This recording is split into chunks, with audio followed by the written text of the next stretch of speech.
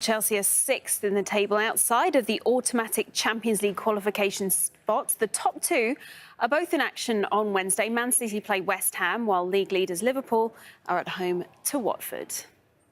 Against the top six, they don't have a lot of possession, obviously, because they are a proper counter-attacking threat, good around set pieces, stuff like that, good around second balls. So deep defending, all that stuff. That is different. They play other teams, then they are much more proactive, let me say like this. Brendan Rodgers has just been confirmed as the new manager of 2016 Premier League title winners Leicester City. Rodgers spent the day at Leicester's King Power Stadium finalising a deal to leave Scottish champions Celtic. One of his main rivals in Scotland was Rangers boss Steven Gerrard. Rodgers was Gerrard's manager during his time at Liverpool. The former England captain says the move is good news for Leicester. Brendan's done ever so well at Celtic over the last few years, so it's no surprise that other clubs are watching him and are wanting to acquire his services, because he's done a very good job, and obviously I've worked with Brendan, so I know he's a very good coach.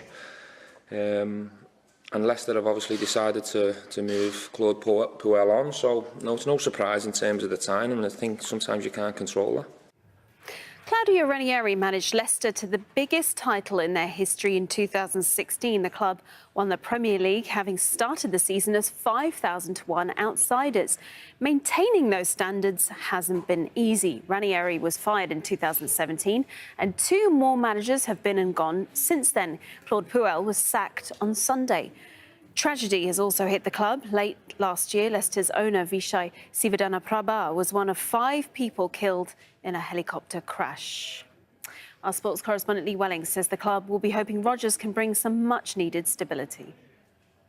Leicester has been an incredible story of triumph and tragedy over the past few years. In fact, I'd start the story back in 2015 when they were very nearly relegated from the Premier League, which is of course so powerful around the globe. But their manager at the time, Nigel Pearson, miraculously kept them in the league. He was sacked. In came Claudio Ranieri. They won that league title in 2016. I've never seen a sports story like that. Ranieri himself was sacked. His replacement was sacked, Craig Shakespeare. And then we had something that put all of this into perspective, which was the tragic helicopter crash. The owner, of course, was one of 5 people who died, Vijay Srivadhanaprabha. And this was only 4 months ago, of course, this season. And this wasn't just about the football club, this was about the city. The city, so proud of its club, were in mourning and still are to an extent. Look how quickly football moves on. Now we have the man who carried himself with such dignity, Claude Puel, sacked, and in comes a new man, Brendan Rodgers, which causes its own turbulence. Brendan Rodgers has won all 8 of Scotland's domestic trophies that were available since he came in to Glasgow in the summer of 2016. But him leaving shows you how Scottish football itself has problems these days with its status and standing aside from Celtic usually. And it's the Premier League and the lure of the Premier League and the money as well that the Premier League can offer, as well as the glory. Real Madrid coach Santiago Solari claims there's no rift between him and his forward, Gareth Bale. Bale has been on the bench for Real's last 2 league games and refused to celebrate after scoring the decisive goal in his side's 2-1 victory over Levante on Sunday. Real take on Barcelona in the semi-final of the Spanish Cup on Wednesday. The tie is poised at 1-1 after the first leg.